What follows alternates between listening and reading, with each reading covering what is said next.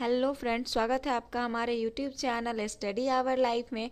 तो अभी हमारा चल रहा है एडुटेरिया के बुक से बीपीएससी का प्रैक्टिस सेट, जो बीपीएससी और सीडीपीओ दोनों के लिए ही महत्वपूर्ण है। और ये सेट जो है वो प्रीवियस ईयर क्वेश्चन पेपर इसमें सेट किया गया है। तो आज का जो सेट है वो 64वीं बीपीएससी से संबंधित है और इसमें 150 क्वेश्चन होगा। 2 घंटे का क्वेश्चन, दो घंटे का टाइम होगा। तो आप लोग क्वेश्चन का आंसर करेंगे और अपना स्कोर चेक करेंगे कि आपने कितना सही किया है। तो चलिए शुरू करते हैं। और ये हमारा सेट नंबर 5 है। 16 सेट में आज हमारा जो है वो 5वां नंबर सेट चल रहा है। इससे पहले हमने 4 सेट को कंप्लीट कर दिया है। तो चलिए शुरू करते हैं। तो पहला टॉपिक जो है हमारा वो प्राचीन भारत से संबंधित क्वेश्चन है इसमें। तो देखते हैं कितना क्वेश्चन है एंशिएंट हिस्ट्री से। पहला क्वेश्चन है, भारत में पशुपालन एवं कृषि के प्राचीनतम साक्ष्य प्राप्त हुए हैं। तो भारत में जो पशुपालन एवं कृषि के प्राचीनतम साक्ष्य प्राप्त हुए हैं वो कहाँ से हुए हैं? तो अंजीरा से, दम सदात से, किली मोहम्मद से, मेहरगढ़ से, उपयुक्त में से कोई नहीं, उपयुक्त में से एक से अधिक। तो इसका सही आंसर जो हो जाएगा वो हो जाएगा मेहरगढ़ से।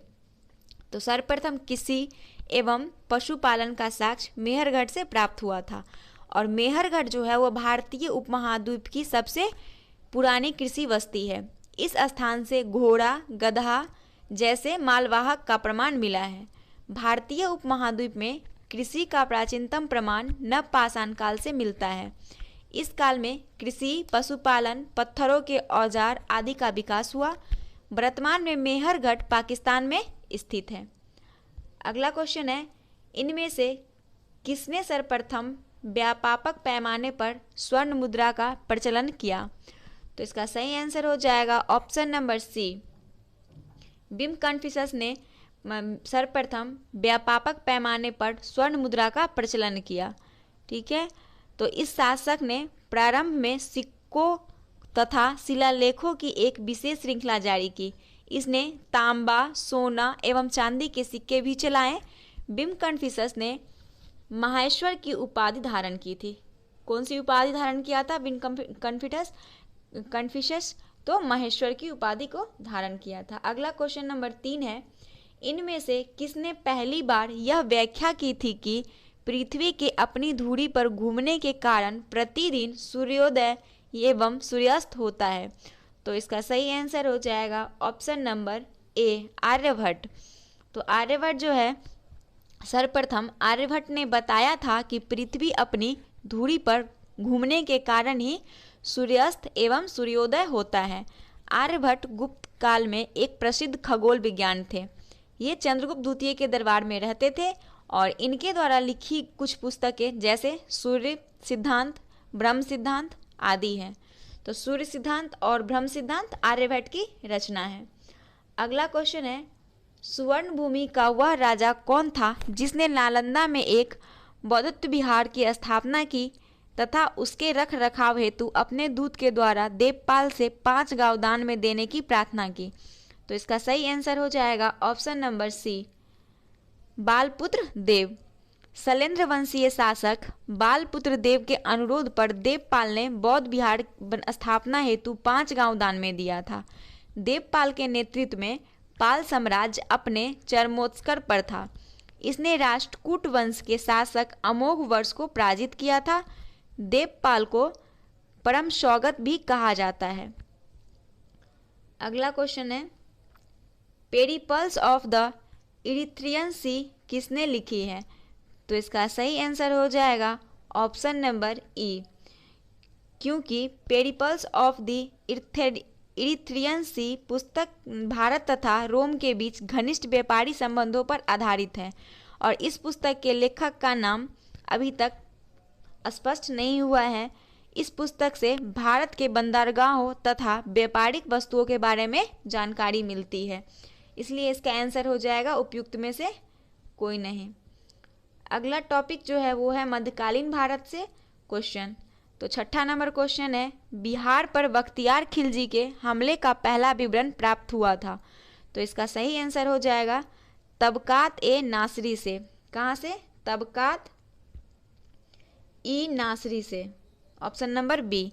तो बख्तियार खिलजी ने बिहार के प्रसिद्ध शैक्षणिक स्थल जैसे नालंदा, उदंतपुरी, विक्रमशिला को काफ़ी नुकसान पहुंचाया था। और बख्तियार खिलजी के बिहार पर आक्रमण का विवरण तबकात ए नासरी से प्राप्त होता है। बख्तियार खिलजी कुतुबुद्दीन ऐबक का सेना नायक था। अगला क्वेश्चन है क्वेश्चन नंबर 7। किस सुल्तान ने जमीन में फसल की नपाई का आधा राजस्व के रूप में दावा किया? तो इसका सही आंसर हो जाएगा अलाउद्दीन खिलजी। तो सर्वप्रथम अलाउद्दीन खिलजी ने जमीन की फसल की नपाई का आधा राजस्व के रूप में वसूलने की प्रथा शुरू की थी। इसने कृषि आबादी वाले क्षेत्रों पर गृह कर एवं चारागाह कर भी लगाया था। इसने अपनी प्रारंभिक सफलता से प्रोत्साहित होकर सिकंदर ए सानी, जो द्वितीय सिकंदर की उपाधि धारण की थी। अगला क्वेश्चन है शेख बहाउद्दीन जकारिया किस संप्रदाय के थे? तो इसका सही आंसर हो जाएगा ऑप्शन नंबर ए, सुहारवर्दी संप्रदाय का शेख बहाउद्दीन जकारिया थे। तो शेख बहाउद्दीन जकारिया सुहारवर्दी संप्रदाय से के थे और सुहारवर्दी संप्रदाय को चिश्ती संप्रदाय के तुलना में अधिक रूढ़िवादी माना जाता है। इल्तुतमिश ने इन्हें शेख उल इस्लाम की उपाधि दी थी। इल्तुतमिश ने इन्हें शेख उल इस्लाम की उपाधि दी थी। अगला क्वेश्चन नंबर 9 है इन शासकों में से किसने अपनी सैन्य टुकड़ियों को 200, 250 एवं 500 की इकाइयों में विभाजित किया था? तो इसका सही आंसर हो जाएगा ऑप्शन नंबर ई, क्योंकि आयोग के द्वारा बीपीएससी ने इसका आंसर बताया है कि इसका आंसर उपयुक्त में से कोई नहीं, उपयुक्त में से एक से अधिक होगा। ठीक है। अगला क्वेश्चन है क्वेश्चन नंबर 10। यह कथन किसका है कि अकबर के शासन में इलाहाबाद में 40 स्तंभ युक्त मंजिल के निर्माण में 5000 से 20,000 लोगों ने 40 साल तक काम किया था? तो इसका सही आंसर हो जाएगा option number C, William Finch. William Finch के अनुसार अकबर के आदेश पर इलाहाबाद में 40 स्तंभों वाले महल का निर्माण करवाया गया था तथा इसके निर्माण में 5000 से 20,000 तक लोगों ने 40 साल तक काम किया था और विलियम फिंच 1608 ईस्वी में भारत आया था। अगला क्वेश्चन है क्वेश्चन नंबर 11। कश्मीर का अकबर नाम से प्रसिद्ध सुल्तान था? तो इसका सही आंसर हो जाएगा ऑप्शन नंबर डी, सुल्तान जैनुल आबुदीनी। इन्हें कश्मीर का अकबर कहा जाता था। तो 1420 ईस्वी में कश्मीर के शासक अली शाह का भाई शाही खां जैनुल आबदीनी के नाम से गद्दी पर बैठा था। वह कश्मीर का एक महान शासक था और धार्मिक दृष्टिकोण से वह एक सहिष्णु शासक था। उसकी उदारता के कारण इतिहासकार उन्हें कश्मीर का अकबर कहते थे। अगला क्वेश्चन नंबर 12 है जो आधुनिक भारत से है। फरेजी आंदोलन की शुरुआत किसने की थी? तो इसका सही आंसर हो जाएगा ऑप्शन नंबर ए, हाजी शरियतुल्लाह। फरेजी या कराची दोनों इसी को कहते हैं। ठीक है, तो फरेजी और कराची मिले तो समझ लीजिएगा कि ये एक सेम ही है। ठीक है। आंदोलन का मुख्य उद्देश्य इस्लाम धर्म में सुधार लाना था। इस आंदोलन का प्रभाव क्षेत्र पूर्वी बंगाल में था। इस आंदोलन की शुरुआत 1818 ईस्वी में हाजी शरियतुल्लाह द्वारा किया गया था। अगला क्वेश्चन नंबर 13 है पुस्तक poverty and un British rule in India पुस्तक किसने लिखी? तो इसका सही आंसर हो जाएगा दादा भाई नेहरू। भारत के एक पारसी बुद्धिजीवी, शिक्षाविद तथा सामाजिक राजनेता थे। कौन? दादा भाई नेहरू। इन्हें भारत का ग्रैंड ओल्ड मैन के रूप में भी जाना जाता है। इनके द्वारा लिखित पुस्तक poverty and un British rule in India ने ब्रिटेन में भारत के धन निकासी सिद्धांत की ओर ध्यान आकर्षित किया था। अगला क्वेश्चन नंबर 14 है क्वेश्चन नंबर 14। 1929 में कांग्रेस अधिवेशन में पूर्ण स्वराज का पताका किसने उठाया?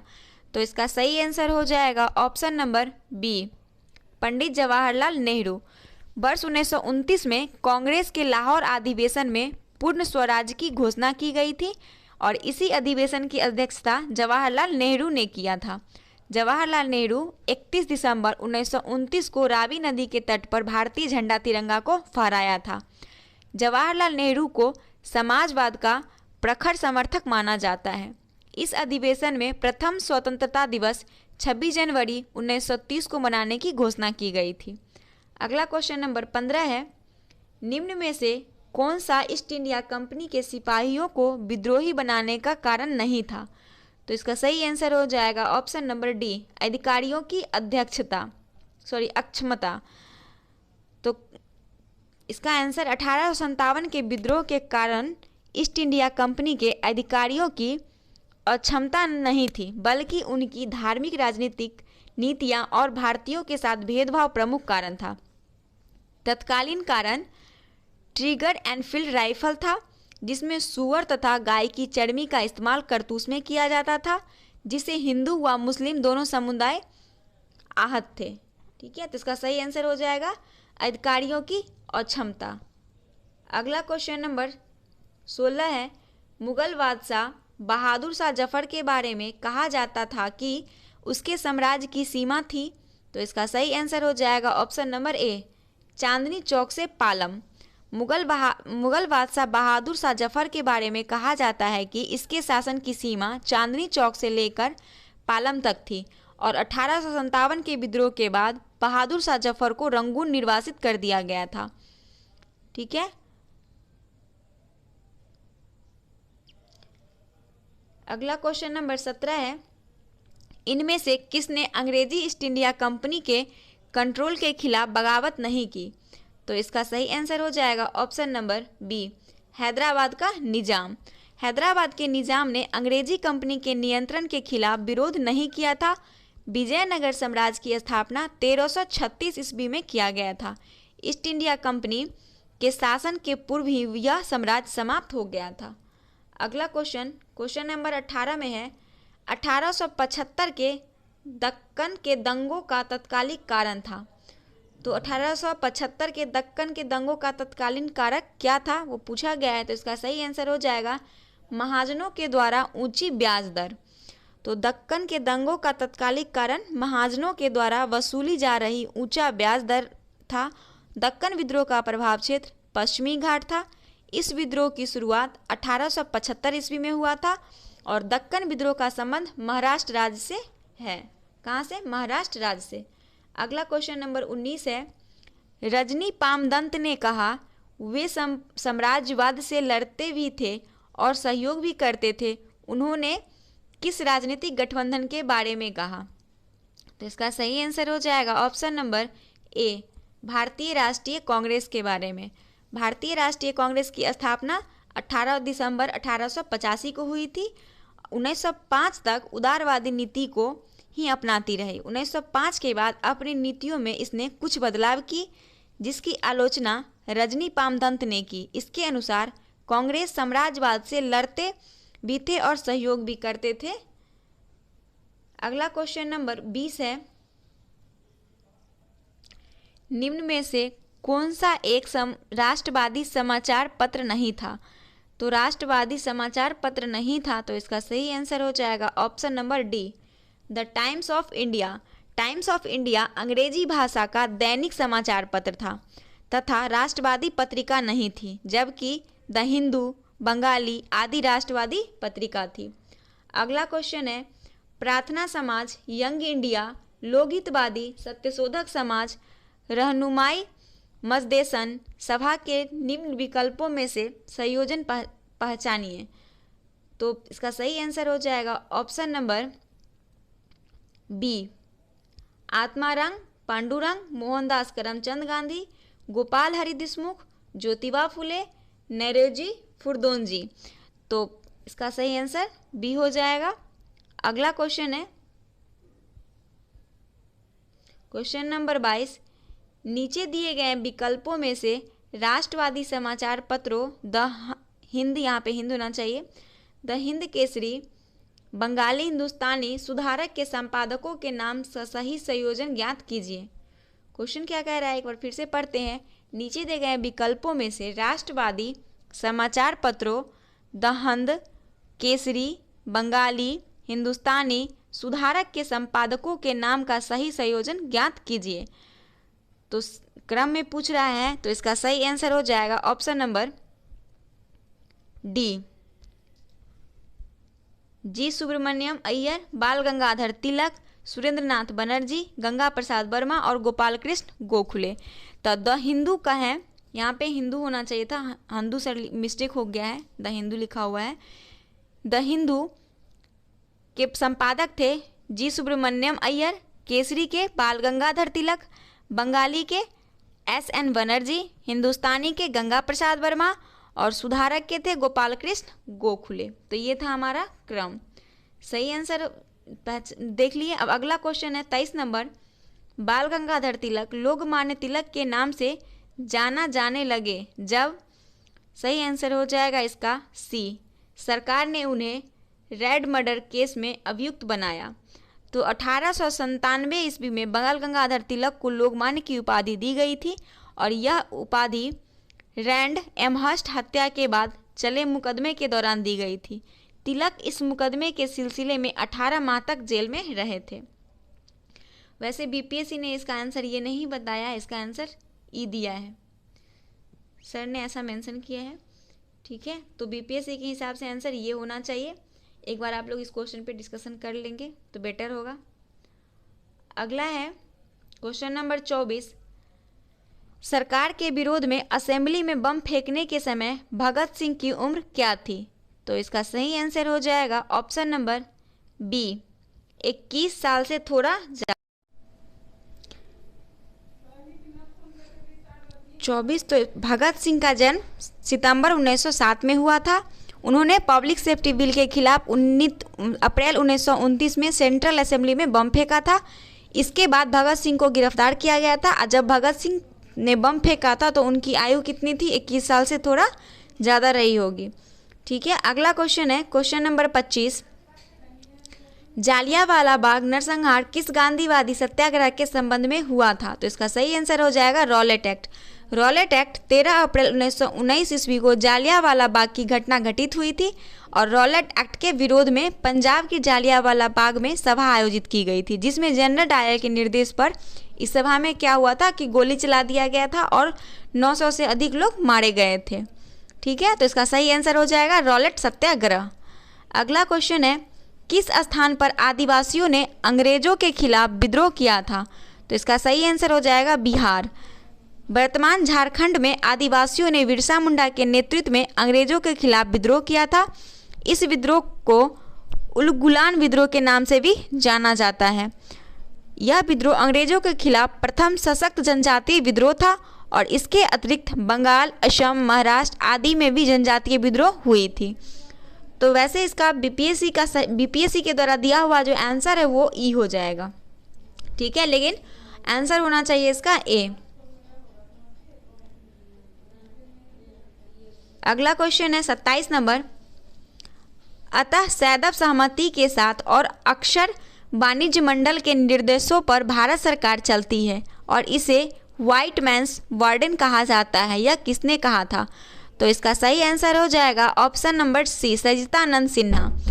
उपयुक्त कथन सच्चिदानंद सिन्हा के द्वारा लॉर्ड कर्जन के संदर्भ में दिया गया था। सच्चिदानंद सिन्हा संविधान सभा के प्रथम अस्थायी अध्यक्ष थे। बिहार राज्य को बंगाल से पृथक राज्य के रूप में स्थापित करने में इनका प्रमुख योगदान रहा था। अगला क्वेश्चन नंबर 28 है। निम्न में से महात्मा गांधी का भारत में पहला सत्याग्रह कौन सा था? तो इसका सही आंसर हो जाएगा ऑप्शन नंबर सी, चंपारण। महात्मा गांधी द्वारा प्रथम सत्याग्रह 1917 में चंपारण में किया गया था और उनका यह आंदोलन भारतीय स्वतंत्रता संग्राम में मील का पत्थर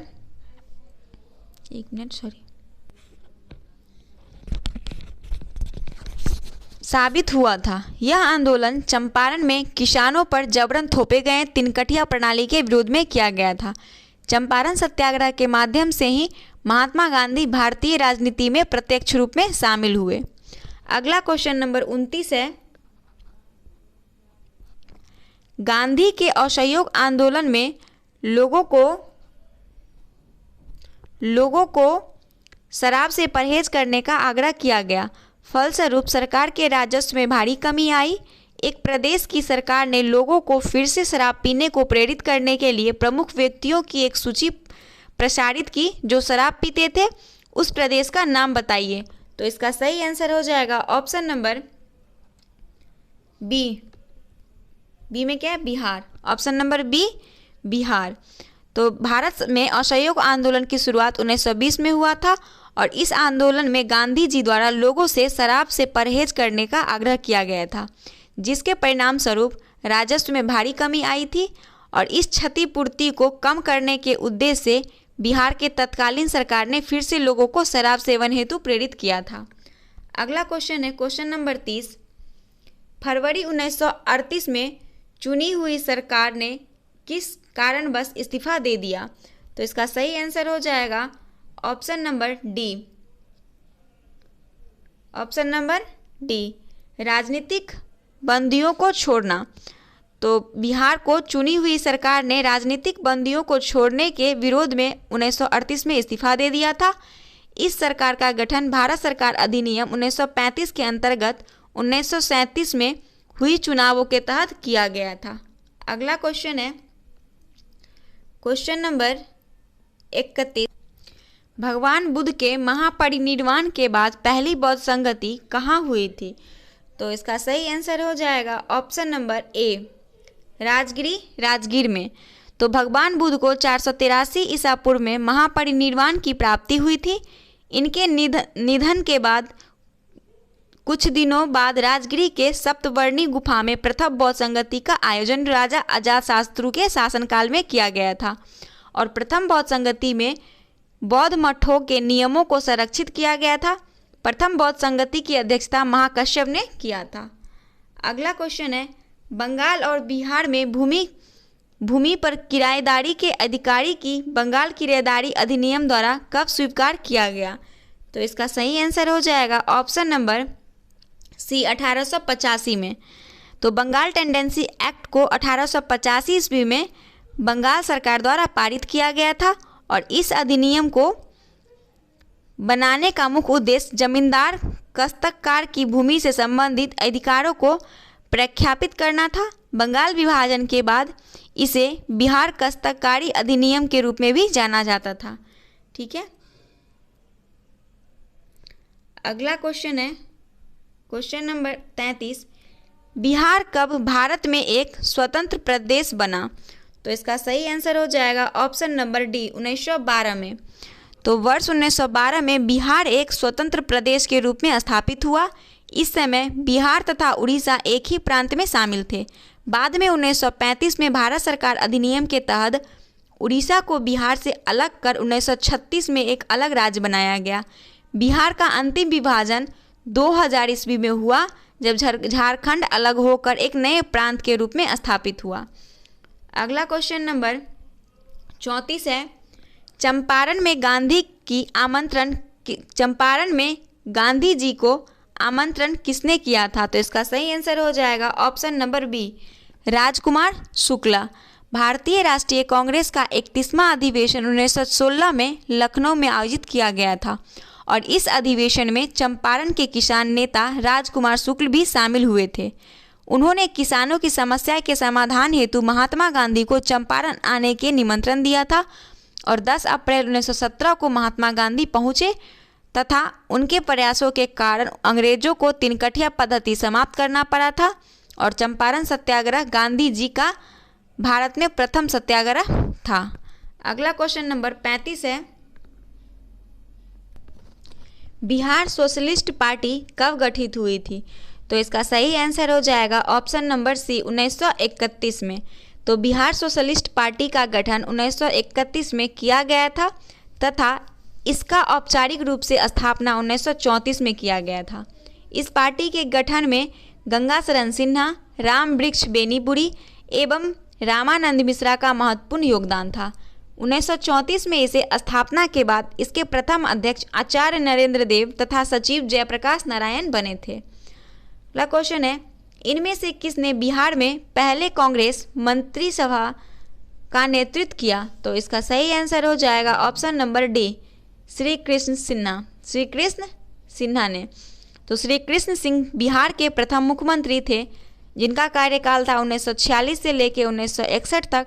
इनके द्वारा ही बिहार में प्रथम कांग्रेस मंत्रिसभा का नेतृत्व किया गया था और डॉक्टर श्री कृष्ण सिंह को बिहार केसरी के नाम से भी जाना जाता है।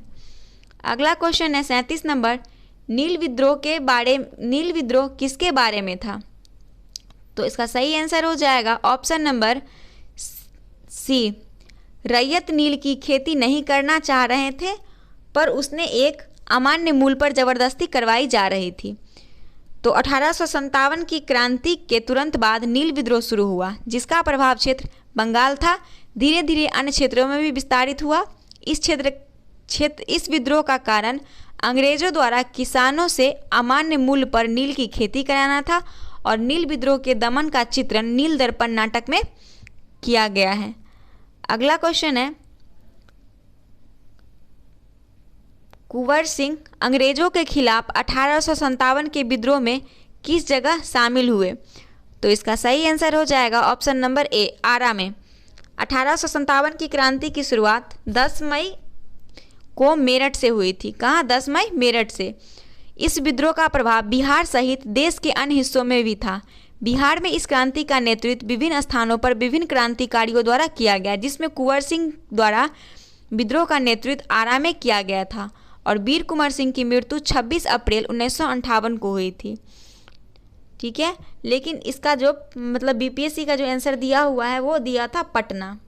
ठीक है, आप लोग दोनों को देख लेंगे। अगला क्वेश्चन है, नमक सत्याग्रह के दौरान बिहार में लोगों ने नमक बनाने के साथ साथ किस कर के विरुद्ध द्वारा सरकार का विरोध किया था? तो इसका सही आंसर हो जाएगा ऑप्शन नंबर ए, चौकीदारी। गांधी जी द्वारा दांडी सत्याग्रह 12 मार्च 1930 को चलाया गया था, जो 6 अप्रैल 1930 तक चला था। बिहार के लोगों ने नमक सत्याग्रह के साथ साथ चौकीदारी कर के विरोध में भी आंदोलन किया था। बिहार के मुंगेर, भागलपुर, सारण एवं चंपारण क्षेत्र में इस कर का व्यापक विरोध किया गया था। अगला क्वेश्चन है क्वेश्चन नंबर 40, बिहार किसान सभा से कौन जुड़ा था? तो इसका सही आंसर हो जाएगा ऑप्शन नंबर ए, एक से अधिक होगा इसका आंसर, क्योंकि वर्ष 1929 ईस्वी में बिहार प्रांतीय किसान सभा का गठन किया गया था, जिसका सचिव श्री कृष्ण सिंह को बनाया गया था। इस किसान सभा से कई प्रमुख व्यक्ति जुड़े थे, जिसमें कार्यानंद शर्मा भी थे, राहुल साकृत्यानंद भी थे, यदुनंदन शर्मा आदि प्रमुख थे। 1936 में अखिल भारतीय किसान सभा का गठन किया गया था, जिसके प्रथम अध्यक्ष कौन थे? स्वामी सहजानंद सरस्वती। इसलिए इसका सही आंसर हो जाएगा उपयुक्त में से एक से अधिक। अगला क्वेश्चन है, किस वर्ष झारखंड राज्य अस्तित्व में आया? तो इसका सही आंसर हो जाएगा ऑप्शन नंबर सी, 2000। 15 नवंबर 2000 ईस्वी को झारखंड राज्य बिहार से अलग हुआ था, और इसी वर्ष यह अस्तित्व में आया। बिहार के 7 जिले रोहतास, औरंगाबाद, गया, नवादा, जमुई, बांका, भागलपुर वर्तमान में झारखंड के साथ सीमा साझा करते हैं। अगला क्वेश्चन है, एक भारतीय राज्य के रूप में बिहार बना? इसका सही आंसर हो जाएगा ऑप्शन नंबर बी, 1912 में। तो 12 मार्च 1912 को बिहार अलग राज्य के रूप में स्थापित हुआ, और बिहार से अलग होकर 1 अप्रैल 1936 को उड़ीसा तथा 15 नवंबर 2000 को झारखंड अलग राज्य बना। तो इसका सही आंसर बी हो जाएगा, लेकिन बीपीएससी के द्वारा जो इसका आंसर दिया गया है वो दिया गया है सी को 1936 में। ठीक है,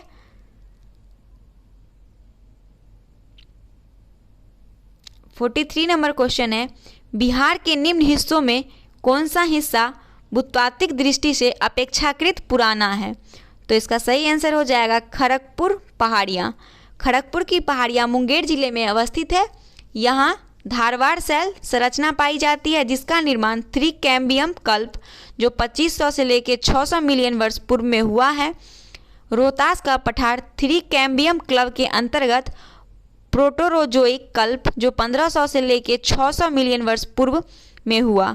यहाँ बिंद क्रम की शैल संरचना पाई जाती है। उत्तरी पश्चिमी क्षेत्र का निर्माण सेनोजोइक कल्प के अंतर्गत प्लीस्टोसीन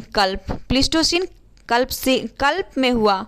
उत्तर गंगा के मैदान का निर्माण आध नूतन जीवी कल्प, क्या है इसका नाम?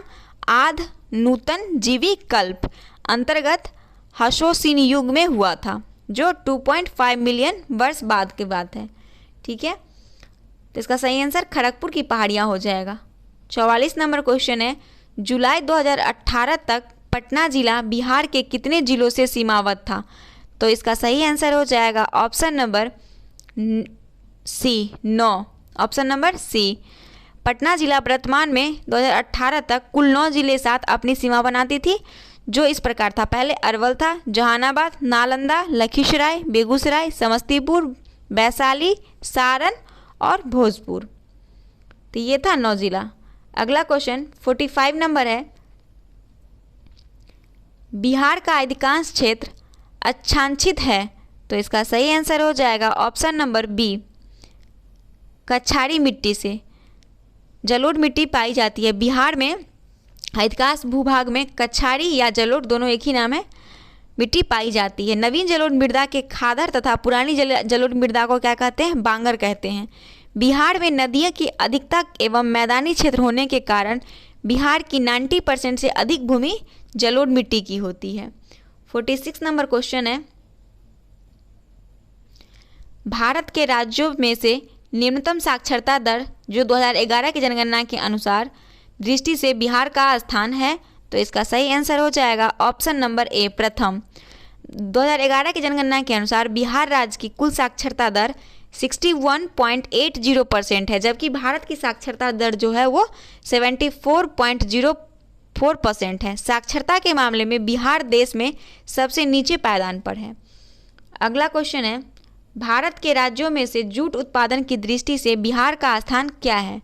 तो इसका सही आंसर हो जाएगा द्वितीय। बिहार पश्चिम बंगाल के बाद सबसे बड़ा जूट उत्पादक राज्य है। बिहार में किशनगंज जूट उत्पादन में अग्रणी जिला है। बिहार में जूट का उत्पादन मुख्य रूप से पूर्णिया, सुपौल एवं अररिया में होता है। जूट को गोल्डन रेशा भी कहते हैं। अगला क्वेश्चन है, बिहार में किस प्रकार के उद्योगों की प्रत्याशा एवं संभावनाएं हैं? तो इसका सही आंसर हो जाएगा ऑप्शन नंबर डी, कृषि आधारित उद्योग। झारखंड से अलग होने के पश्चात बिहार में खनिज आधारित उद्योग की संभावनाएं सीमित हो गई। बिहार में जलोढ़ मृदा की बहुलता, दूसरी तरफ पर्याप्त मानव संसाधन है, जो कृषि आधारित उद्योग हेतु असीम संभावनाओं को जन्म देती है। 49 नंबर क्वेश्चन है, एक रिपोर्ट के अनुसार दिसंबर 2017 से फरवरी 2018 के मध्य 4G सिग्नलों की उपलब्धता की दृष्टि से देश के 20 शहरों में पटना का स्थान है। तो इसका सही आंसर हो जाएगा ऑप्शन नंबर ए, ऑप्शन नंबर ए, प्रथम स्थान। तो रिपोर्ट के अनुसार वर्ष 2017 से 18 के मध्य 4G सिग्नलों की उपलब्धता के मामले में पटना का स्थान क्या है? प्रथम है। 50 नंबर क्वेश्चन है, सुलभ इंटरनेशनल ने बिहार के किस नगर में सस्ती दर पर पेयजल उपलब्ध कराने हेतु सुलभ जल प्रोजेक्ट प्रारंभ किया है? तो इसका सही आंसर हो जाएगा ऑप्शन नंबर सी, दरभंगा। सुलभ प्रोजेक्ट के माध्यम से लोगों को 50 पैसे प्रति लीटर दर से शुद्ध व स्वच्छ जल आसानी से प्राप्त हो सकेगा। दरभंगा में एयरपोर्ट की शुरुआत की गई और दरभंगा एयरपोर्ट का नाम मैथिली कवि विद्यापति जी के नाम पर रखने की घोषणा की गई है। 51 नंबर क्वेश्चन है, बिहार के मुख्यमंत्री कन्या उत्थान योजना के संबंध में कौन सा औसत्य है? औसत मतलब गलत है। तो इसका सही आंसर हो जाएगा ऑप्शन नंबर 51 का ऑप्शन नंबर सी, जन्म से स्नातक की शिक्षा पूर्ण करने पर प्रत्येक कन्या को 60,000 प्रदान किए जाएंगे। ये गलत है, क्योंकि मुख्यमंत्री कन्या उत्थान योजना के तहत कन्या के जन्म से लेकर स्नातक की शिक्षा पूर्ण होने तक 54,100 की राशि दी जाती है। और बिहार सरकार द्वारा हाल ही में जारी योजना कौन कौन है?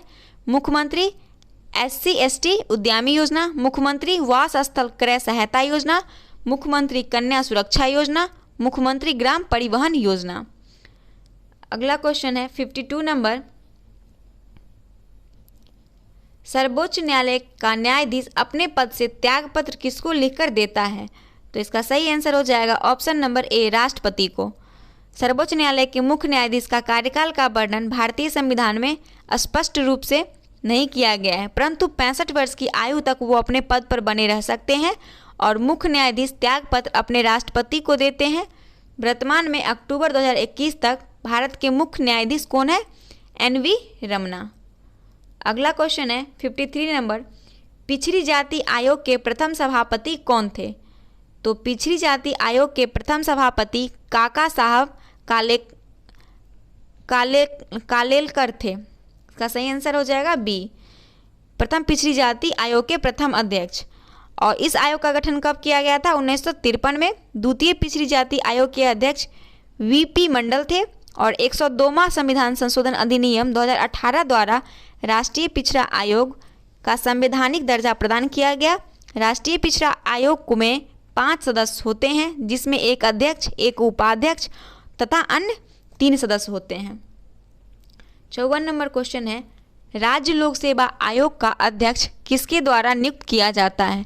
तो इसका सही आंसर हो जाएगा ऑप्शन नंबर सी, राज्यपाल, राज्य के राज्यपाल द्वारा। तो राज्य लोक सेवा आयोग के अध्यक्ष की नियुक्ति उस राज्य के राज्यपाल के द्वारा की जाती है। और आयोग की अध्यक्षता को हटाने का अधिकार राज्यपाल को नहीं है, इसे हटाने का अधिकार राष्ट्रपति को है। और इनका कार्यकाल जो होता है 6 वर्ष या 62 वर्ष आयु पुण्य तक। 55 नंबर क्वेश्चन है, लोकसभा का सदस्य चुने जाने के लिए एक व्यक्ति को किस आयु से कम का नहीं होना चाहिए? तो इसका सही आंसर हो जाएगा ऑप्शन नंबर सी, अनुच्छेद 84 के बी के अनुसार लोकसभा का सदस्य बनने के लिए न्यूनतम आयु 25 वर्ष। और अनुच्छेद 173 के बी के अनुसार राज्य विधानसभा के सदस्य बनने हेतु न्यूनतम आयु भी 25 वर्ष होना चाहिए। अगला क्वेश्चन है, किसी राज्य का राज्यपाल नियुक्त किया जाता है? तो इसका सही आंसर हो जाएगा ऑप्शन नंबर सी, राष्ट्रपति के द्वारा। किसी भी राज्य का राज्यपाल को नियुक्त 155 अनुच्छेद के तहत राष्ट्रपति करते हैं। और सरकारिया आयोग 1983 के सुझावों के अनुसार किसी भी राज्य में राज्यपाल की नियुक्ति से पूर्व उस राज्य के मुख्यमंत्री से सलाह लेना चाहिए, इससे भारतीय संघवाद को बढ़ावा मिलेगा। 57 नंबर क्वेश्चन है, भारतीय संविधान के किस अनुच्छेद के अंतर्गत लोकसभा में अनुसूचित जातियों के आरक्षण का प्रावधान किया गया था? तो इसका सही आंसर हो जाएगा ऑप्शन नंबर ए, अनुच्छेद 330।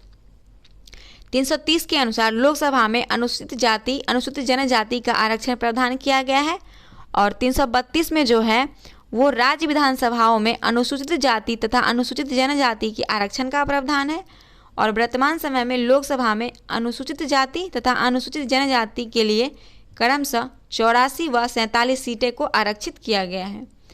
अगला क्वेश्चन है, राष्ट्रपति संसद का हिस्सा होता है? संसद का हिस्सा राष्ट्रपति होता है। इसका सही आंसर हो जाएगा ऑप्शन नंबर बी। ठीक है, तो भारतीय संसद अनुच्छेद 79 के तहत 3 अंग होते हैं, राष्ट्रपति, राज्यसभा, लोकसभा। राज्यसभा को उच्च सदन, लोकसभा को निम्न सदन कहा जाता है। और भारत में राष्ट्रपति को संघ का कार्यकारी प्रमुख भी माना जाता है। 59 नंबर क्वेश्चन है, निम्न में से कौन सा अनुच्छेद पंचायत के गठन के लिए राज्य सरकारों को निर्देश देता है? तो इसका सही आंसर हो जाएगा ऑप्शन नंबर बी, भारतीय संविधान के आर्टिकल 40 में पंचायत के गठन का प्रावधान किया गया है। 1992 में संविधान के 73वां संशोधन पर पंचायती राज को संवैधानिक मान्यता प्राप्त किया गया। और पंचायत चुनाव कराने का अधिकार किसको है? राज्य सरकार को। अगला क्वेश्चन 60 नंबर है, निम्न में से किस वर्ष सरकारिया आयोग, जिसे केंद्र राज्य संबंधों में परिवर्तन की स्तुति का अधिकार दिया गया था, ने अपना प्रतिवेदन जमा किया था? तो इसका सही आंसर हो जाएगा ऑप्शन नंबर डी, 1987। केंद्र राज्य संबंधों से संबंधित सरकारिया आयोग का गठन 1983 में किया गया था, जिसने अपना ज्ञापन अक्टूबर 1987 में केंद्र सरकार को सौंपा था। और इस आयोग ने अपनी रिपोर्ट में संघीय ढांचे को मजबूत बनाने के लिए एक महत्वपूर्ण सुझाव दिए थे। 61 नंबर क्वेश्चन है, निम्न में से किस अनुच्छेद के अंतर्गत वित्त आयोग के गठन का प्रावधान किया गया है? तो इसका सही आंसर हो जाएगा ऑप्शन नंबर ए, अनुच्छेद 280 के तहत वित्त आयोग का गठन किया गया। इस आयोग का गठन राष्ट्रपति द्वारा किया जाता है। और इस आयोग का कार्य संघ तथा राज्यों के बीच राजस्व का विभाजन करना। वर्तमान में 15वें वित्त आयोग जो 2021 से लेकर 26 के अध्यक्ष NK सिंह हैं। ठीक है, और वित्त मंत्री कौन है? निर्मला सीतारमन। अगला क्वेश्चन है, भारत का महान्यायवादी किसके द्वारा नियुक्त किया जाता है? तो इसका सही आंसर हो जाएगा ऑप्शन नंबर बी, भारत के राष्ट्रपति के द्वारा, जो आर्टिकल 76 के 1 में भारत के महान्यायवादी की नियुक्ति का वर्णन किया गया है। इनकी नियुक्ति राष्ट्रपति के द्वारा की जाती है और महान्यायवादी संसद के कार्यवाह में भाग ले सकता है, परंतु इसे वोट देने का अधिकार प्राप्त नहीं है। अगला क्वेश्चन है क्वेश्चन नंबर 63। आज़ादी के बाद भाषा के आधार पर भारत के राज्यों का पुनर्गठन किस वर्ष हुआ था? तो आज़ादी के बाद भाषा के आधार पर जो राज्यों का पुनर्गठन हुआ था, तो इसका सही आंसर हो जाएगा 1956, ऑप्शन नंबर सी। और 1956 ईस्वी में पारित राज्य पुनर्गठन अधिनियम द्वारा भाषाई आधार पर 14 राज्य 6 केंद्र शासित प्रदेशों का गठन हुआ था। 64 नंबर क्वेश्चन जो हमारा ज्योग्राफी से क्वेश्चन है, इंडियन ज्योग्राफी से, वह दर्रा जो सर्वाधिक ऊंचाई पर अवस्थित है। तो सर्वाधिक ऊंचाई पर उपस्थित दर्रा नाथुला दर्रा है, ऑप्शन नंबर सी।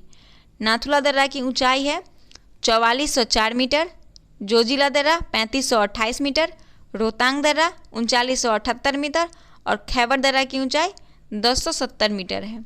तो भारत की सबसे ऊंचाई पर जो अवस्थित है वो है और भारत का सर्वाधिक ऊंचाई में अवस्थित दर्रा चांगलो दीवान, जिसकी ऊंचाई कितनी है 5890 मीटर, और यह हिमाचल प्रदेश के लाहौल स्पीति जिले में अवस्थित है। यह ऊपरी लिंगित घाटी एवं पेरूचू घाटी को जोड़ती है। अगला क्वेश्चन है करेवास मृत्तिका जो जफरान केसर का एक स्थानीय प्रकार है, जफरान के उत्पादन के लिए उपयोगी है, पाई जाती है कहाँ? कश्मीर हिमालय में। सही आंसर हो जाएगा ए। करेवास मृत्तिका कश्मीर घाटी में पाई जाती है जो जफरान की खेती के लिए उपयुक्त होती है। यह झील निक्षेपित मृदा होती है, जम्मू कश्मीर के पीर पंजाल श्रेणियों की ढालों पर पाई जाती है। 66 नंबर क्वेश्चन है भारत के निम्न राज्यों में से किसे चीनी का कटोरा कहा जाता है? तो इसका सही आंसर हो जाएगा ऑप्शन नंबर ए। उत्तर प्रदेश को भारत का चीनी का कटोरा कहा जाता है, इसीलिए इसे क्योंकि यहाँ उत्तर प्रदेश में सर्वाधिक चीनी उत्पादन होता है और उत्तर प्रदेश में सालाना लगभग 133.33 मिलियन टन राष्ट्रीय उत्पादन का 41.26% गन्ने की उपज होती है, जिस कारण यहाँ बड़ी मात्रा में चीनी उत्पादन होता है। भारत के अन्य चीनी उत्पादक राज्य महाराष्ट्र, कर्नाटक, तमिलनाडु एवं बिहार भी है। 67 नंबर क्वेश्चन है निम्न खनिजों में से किस खनिज के उत्पादन में भारत विश्व की अग्रणी है? तो इसका सही आंसर हो जाएगा चादरी अभ्रक। चादरी अभ्रक के उत्पादन में भारत विश्व में अग्रणी है और देश का कुल 50% अभ्रक झारखंड में पाया जाता है। भारत में विश्व का लगभग 60% अभ्रक का उत्पादन होता है।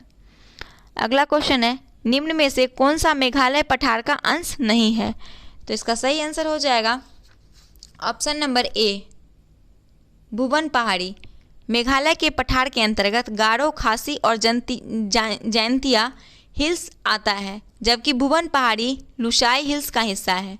यह एक प्रमुख तीर्थ स्थल है। कौन? भुवन पहाड़ी जो है एक प्रमुख तीर्थ स्थल है। अब है वर्ल्ड ज्योग्राफी से क्वेश्चन निम्न में से कौन सा स्थलरूप देश है? तो स्थलरूप देश जो है उसका सही आंसर हो जाएगा हंगरी, ऑप्शन नंबर बी। जबकि हंगरी स्थलरूप देश है ऑप्शन के हिसाब से, लेकिन बेल्जियम की सीमा उत्तरी सागर से तथा रोमानिया एवं यूक्रेन की सीमा काला सागर से मिलती है। तो विश्व का सबसे छोटा स्थलरूप देश वेटिकन सिटी है, जिसका कुल क्षेत्रफल कितना है 0.44 किलोमीटर स्क्वायर। 70 नंबर क्वेश्चन है निम्न में से कौन सा द्वीप क्षेत्रफल में सबसे बड़ा है? तो इसका सही आंसर हो जाएगा बोर्नियो, ऑप्शन नंबर ए। सबसे बड़ा द्वीप ऑप्शन के हिसाब से बोर्नियो है, जिसका 73% भाग इंडोनेशिया, 26% भाग मलेशिया और 1% भाग में पूर्णिया पड़ता है। विश्व का सबसे बड़ा द्वीप अगर पूछा जाए तो वो ग्रीनलैंड है, ठीक है, लेकिन यहाँ ऑप्शन के हिसाब से बोर्नियो हो जाएगा। अगला क्वेश्चन 71 नंबर है निम्न में से किस क्षेत्र में भूमध्य सागरीय जलवायु प्रचलित नहीं है? तो भूमध्य सागरीय जलवायु प्रचलित नहीं है, इसका सही आंसर हो जाएगा पंपाज, ऑप्शन नंबर डी। जो पछुआ पवन से प्रभावित होता है मध्य चिली, केप टाउन दक्षिण अफ्रीका में एवं एडिलेड ऑस्ट्रेलिया में भूमध्य सागरीय जलवायु पाई जाती है, जबकि पंपाज क्षेत्र की अवस्थित वर्षा विमुख क्षेत्र के में होने के कारण यहाँ उष्ण जलवायु पाया जाता है।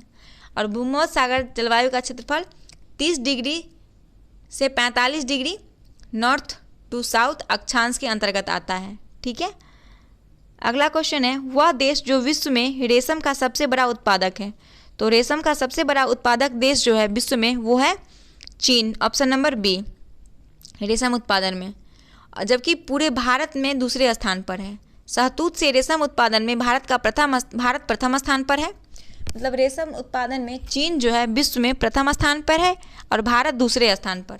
शहतूत से रेशम उत्पादन में भारत प्रथम स्थान पर है। भारत में सर्वाधिक रेशम का उत्पादन कर्नाटक राज्य में होता है।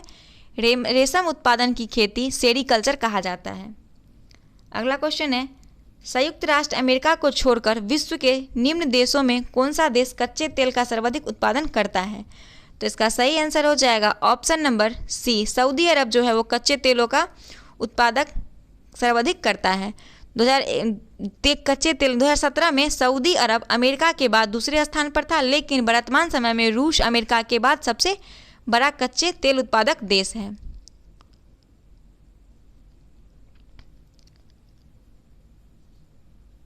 अगला क्वेश्चन है, 2011 की जनगणना के अनुसार भारत के कुल जनसंख्या का नगरीय जनसंख्या का प्रतिशत था लगभग। तो इसका सही आंसर हो जाएगा ऑप्शन नंबर बी, 31। 2011 का जनगणना रिपोर्ट के अनुसार भारत की कुल जनसंख्या का नगरीय जनसंख्या प्रतिशत 31.2% है, जबकि ग्रामीण क्षेत्र की जनसंख्या 68.8% है। अगला क्वेश्चन है, भारत सरकार ने नीति आयोग जो आर्थिक नीति निर्धारण का चिंतन समूह, थिंक टैंक कहते हैं इनको भी, का नीति का पूरा स्वरूप क्या है। तो इसका सही आंसर हो जाएगा ऑप्शन नंबर बी। नीति का फुल फॉर्म है national institution for transforming India, और हिंदी में राष्ट्रीय भारत परिवर्तन संस्थान, national institution for transforming India इसका फुल फॉर्म है। और नीति आयोग का गठन किया गया था 1 जनवरी 2015 को, और भारत में संघवाद को बढ़ावा देने तथा विकास में गति देने के उद्देश्य से नीति आयोग का गठन किया गया था, योजना आयोग के बदले किया गया था। 76 नंबर क्वेश्चन देखते हैं, 12वीं पंचवर्षीय योजना के दौरान कृषि एवं सहायक क्षेत्र के लिए निम्न में से किस एक औसत वार्षिक विकास दर का लक्ष्य रखा गया था। तो इसका सही आंसर हो जाएगा ऑप्शन नंबर सी, 4.0% का।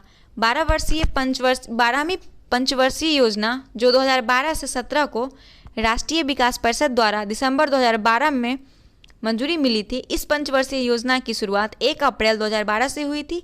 इसके अंतर्गत कृषि एवं सहायक क्षेत्र के लिए औसत वार्षिक दर 4% हासिल करने का लक्ष्य रखा गया था। 77 नंबर क्वेश्चन क्या है देखते हैं, सरकार की नीति मेक इन इंडिया का उद्देश्य क्या है। तो इसका सही आंसर हो जाएगा ऑप्शन नंबर ई। इसमें से सभी सही है। नौकरशाही के ढीलापन को दूर करना, लाल फीताशाही को हटाना, विनिर्माण की लागत को कम करना और उत्पाद को प्रतियोगी बनाना। तो ये सारा सही है।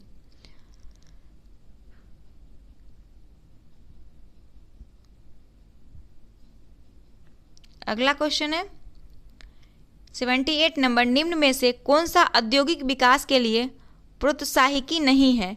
तो इसका सही आंसर हो जाएगा ऑप्शन नंबर ई, उपयुक्त में से कोई नहीं, उपयुक्त में से एक से अधिक, क्योंकि इनमें से कोई नहीं इसका आंसर होगा। और ए, बी, सी और डी जो है औद्योगिक विकास को प्रोत्साहित करती है। ठीक है, ए, बी, सी, डी जो है औद्योगिक विकास को प्रोत्साहित करती है। तो इसका सही आंसर हो जाएगा उपयुक्त में से कोई नहीं।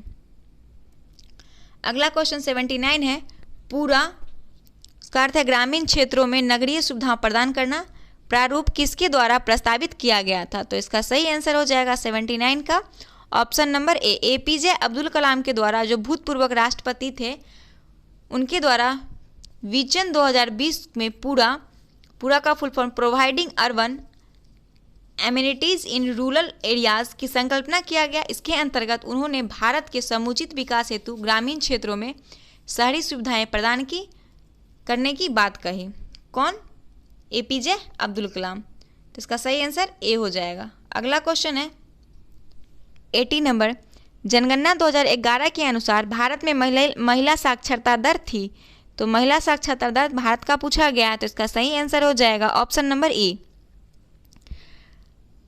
जनगणना जब 2011 के अनुसार भारत में महिला साक्षरता दर जो था वो 64.6% था, जो इसमें ऑप्शन में नहीं है। जबकि पुरुष साक्षरता दर 80.9%। भारत में औसत साक्षरता दर 73% है। और वैसे बीपीएससी के द्वारा इसका सही आंसर जो है वो ऑप्शन सी कहता है। ठीक है, तो दोनों बात आप लोग ध्यान में रखेंगे। अगला क्वेश्चन है 81 नंबर, इनमें से किसने गरीबी निवारण के प्रभावपूर्ण अस्त्र के रूप में स्वयं सेवा समूह के विचार को दिया था? तो इसका सही आंसर हो जाएगा option number B, Mohammad Yunus. Mohammad Yunus Bangladesh के अर्थशास्त्री थे जिन्होंने गरीबी निवारण प्रभावपूर्ण अस्त्र के रूप में स्वयं सहायता समूह को विचार प्रस्तुत किया था और 2006 में बांग्लादेश ग्रामीण बैंक के साथ संयुक्त रूप से शांति का नोबेल पुरस्कार दिया गया था। 82 नंबर क्वेश्चन है, निम्न में से कौन सा एक कृषि उत्पादकता बढ़ाने का रास्ता है? तो इसका सही आंसर हो जाएगा ऑप्शन नंबर ई, उपयुक्त में से कोई नहीं, उपयुक्त में से एक से अधिक। कृषि उत्पादकता बढ़ाने हेतु गुणवत्ता युक्त बीज, कुशल सिंचाई, कीटनाशकों का प्रयोग, उर्वरकों का प्रयोग इत्यादि सभी कारक जिम्मेदार हैं। ठीक है, तो इसका आंसर हो जाएगा इनमें से सभी। अगला क्वेश्चन है, निम्न में से कौन सा एक मनरेगा का उद्देश्य है?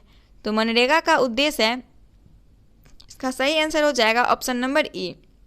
मनरेगा का फुल फॉर्म होता है महात्मा गांधी राष्ट्रीय रोजगार गारंटी अधिनियम और इसका मुख्य उद्देश्य प्रत्येक वित्तीय वर्ष में किसी भी ग्रामीण परिवार के उन वयस्क सदस्यों को 100 दिन का रोजगार उपलब्ध कराना जो सर्वाधिक न्यूनतम मजदूरी का सार्वजनिक कार्य करने हेतु उपलब्ध है। इस प्रकार मनरेगा का उद्देश्य एक तरफ परिसंपत्तियों का निवारण करना, वहीं दूसरी तरफ सूक्ष्म सिंचाई को प्रोत्साहित करना, जल संरक्षण का प्रबंधन, सामाजिक वानिकी आदि को बढ़ावा देना है। ठीक है, तो इसका सही आंसर हो जाएगा इनमें से सभी। अगला क्वेश्चन है, निम्न में से कौन सा एक संघीय बजट 2017 से 18 के अवशिष्ट उद्देश्यों में सम्मिलित नहीं था? तो इसका सही आंसर हो जाएगा ऑप्शन नंबर सी, भारत को शिक्षित करना। तो संघीय बजट 17 से 18 के अंतर्गत टीसीए इंडिया की संकल्पना प्रस्तुत की गई। तो टीसीए इंडिया के तात्पर्य से ट्रांसफर इनराइज एंड क्लीन इंडिया अर्थात भारत को रूपांतरित, स्वास्थ्य एवं ऊर्जावान बनाना है, न कि भारत को शिक्षित करना, ये इसका उद्देश्य था। सही आंसर हो जाएगा option number C. 85 number question है, निम्न में से कौन सा एक 20वीं शताब्दी के 60वें दशक के अंतिम दौर की हरित क्रांति की प्रकृति का सबसे उचित वर्णन करता है? क्वेश्चन कह रहा है कि निम्न में से कौन सा 20वीं शताब्दी के 60वें दशक के अंतिम दौर की हरित क्रांति की प्रवृत्ति का सबसे उचित वर्णन करता है? तो इसका सही आंसर हो जाएगा ऑप्शन नंबर सी। इसका सही आंसर क्वेश्चन क्या है 85, इसका आंसर हो जाएगा ऑप्शन नंबर डी, बीज उर्वरक जल तकनीकी। ठीक है, तो 60वें दशक के प्रारंभ में हुए हरित क्रांति के अंतर्गत HYV बीज उर्वरक के प्रयोग एवं गहन सिंचाई पर बल दिया गया और भारत में हरित क्रांति का जनक डॉक्टर MS स्वामीनाथन है। कौन? MS स्वामीनाथन। अगला क्वेश्चन है, भारतीय जनगणना 2011 के अनुसार निम्न राज्यों में से किस एक में जनसंख्या का घनत्व सर्वाधिक है? तो जनसंख्या का घनत्व किस राज्य में सबसे ज़्यादा है? तो वो है बिहार। बिहार जनसंख्या घनत्व देश में सबसे अधिक है और 2011 की जनगणना के अनुसार बिहार का जनसंख्या घनत्व 1106 है, जबकि राष्ट्रीय घनत्व 382 है। अन्य दिए गए राज्य का जनसंख्या घनत्व केवल केरल का 860 है, उत्तर प्रदेश का 829 है, पश्चिम बंगाल का 1028 है, हरियाणा का 573 है। 87 नंबर क्वेश्चन, भारतीय जनगणना 2011 के अनुसार बिहार में लिंगानुपात क्या है? तो बिहार का लिंगानुपात जो है इसका सही आंसर हो जाएगा ऑप्शन नंबर सी 918। 2011 की जनगणना के अनुसार बिहार का लिंगानुपात 918 है और राष्ट्रीय स्तर पर 943। सबसे अधिक लिंगानुपात वाला राज्य केरल है जहां 1084 है और जबकि सबसे न्यूनतम लिंगानुपात हरियाणा का है 779। अगला क्वेश्चन देखते हैं, बिहार आर्थिक सर्वेक्षण पहली बार किस वित्तीय वर्ष के लिए प्रकाशित किया गया था? तो इसका सही आंसर हो जाएगा ऑप्शन नंबर बी, 2006 से 7 के लिए बिहार आर्थिक सर्वेक्षण को प्रकाशित किया गया था। 89 नंबर क्वेश्चन है, बिहार में अप्रैल से जून 2018 के दौरान किस क्षेत्रक ने सर्वाधिक एफडीआई इक्विटी अंतप्रवाह को आकर्षित किया? तो इसका सही आंसर हो जाएगा ऑप्शन नंबर ए, सेवा क्षेत्रक। 2018 के दौरान सेवा क्षेत्र में सबसे अधिक एफडीआई इक्विटी अंत प्रवाह आकर्षित की गई थी। अगला क्वेश्चन है, 2017 से 18 में बिहार राज्य में कृषि के कार्यरत जनसंख्या का प्रतिशत क्या है? 17 से 18 में, तो इसका सही आंसर हो जाएगा ऑप्शन नंबर डी, 70%। 70% जनसंख्या अपने जीविका के लिए कृषि क्षेत्र पर निर्भर है। कहाँ का? बिहार राज्य का। और सकल राज्य घरेलू उत्पादन में कृषि क्षेत्र का हिस्सा 18% है। वैसे बीपीएससी के अनुसार इसका सही आंसर जो है वो ई है। अगला क्वेश्चन है, बिहार राज्य में वर्ष 2016 से 17 के दौरान आर्थिक विकास दर क्या थी? तो आर्थिक विकास दर बिहार का पूछा जा रहा है, तो इसका सही आंसर हो जाएगा ऑप्शन नंबर ई, उपयुक्त में से कोई नहीं, उपयुक्त में से एक से अधिक। क्योंकि 2016 से 17 में बिहार का आर्थिक विकास 10.3% रहा और भारत जबकि वर्ष 2019 से 20 का आर्थिक सर्वेक्षण के अनुसार आर्थिक विकास दर 10.5% रहा। तो इसका इनमें से कोई नहीं आंसर हो जाएगा। अब है फिजिक्स से क्वेश्चन, एंगस्ट्रॉम इकाई है। एंगस्ट्रॉम इकाई किसकी है?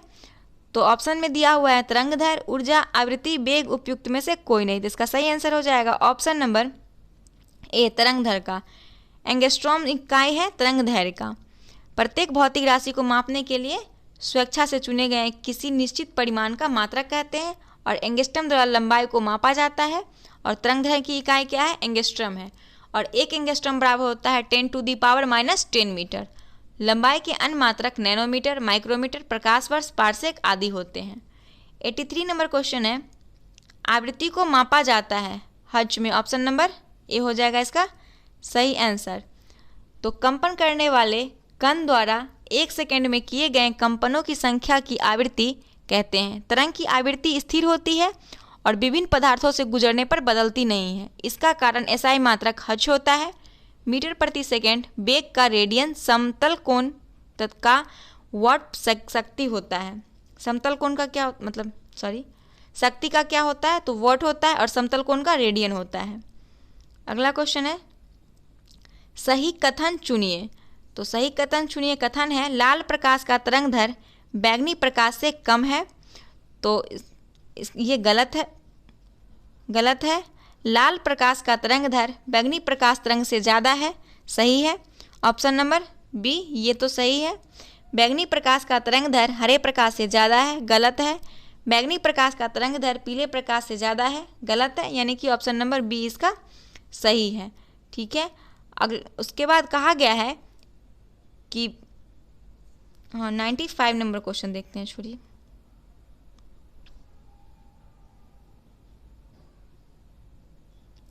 चालीस डिग्री सेल्सियस का मान फ़ारेनहाइट स्केल में है। तो 40 डिग्री सेल्सियस का फ़ारेनहाइट में निकालना है, तो इसका सही आंसर हो जाएगा 104 डिग्री फ़ारेनहाइट। ठीक है।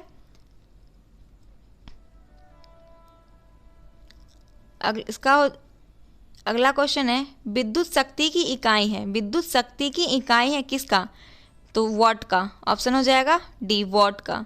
विद्युत धारा एकांक समय में किए गए कार्य या एकांक समय में उपयुक्त ऊर्जा को विद्युत शक्ति कहते हैं। इलेक्ट्रिक पावर जिसको कहते हैं इंग्लिश में। और इसका एसआई मात्रक जो होता है वो वॉट होता है। ठीक है। अगला क्वेश्चन देखते हैं, क्वेश्चन नंबर 97। विद्युत मोटर में है। तो इसका सही आंसर हो जाएगा ऑप्शन नंबर सी, विद्युत ऊर्जा को यांत्रिक ऊर्जा में बदला जाता है। ठीक है। विद्युत मोटर क्या करता है? विद्युत ऊर्जा को यांत्रिक ऊर्जा में बदलता है। डायनेमो जो है वो यांत्रिक ऊर्जा को विद्युत ऊर्जा में बदल देता है। विद्युत सेल रासायनिक ऊर्जा को विद्युत ऊर्जा में, और माइक्रोफोन ध्वनि ऊर्जा को विद्युत ऊर्जा में, लाउड स्पीकर विद्युत ऊर्जा को ध्वनि ऊर्जा में बदलता है। 98 नंबर क्वेश्चन है, विद्युत धारा निम्न में से किस उपकरण से नापी जाती है?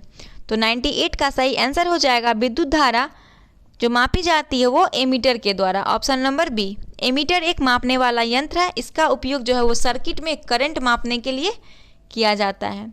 99 नंबर क्वेश्चन, ग्रीन हाउस गैसों में मुख्य घटक होता है।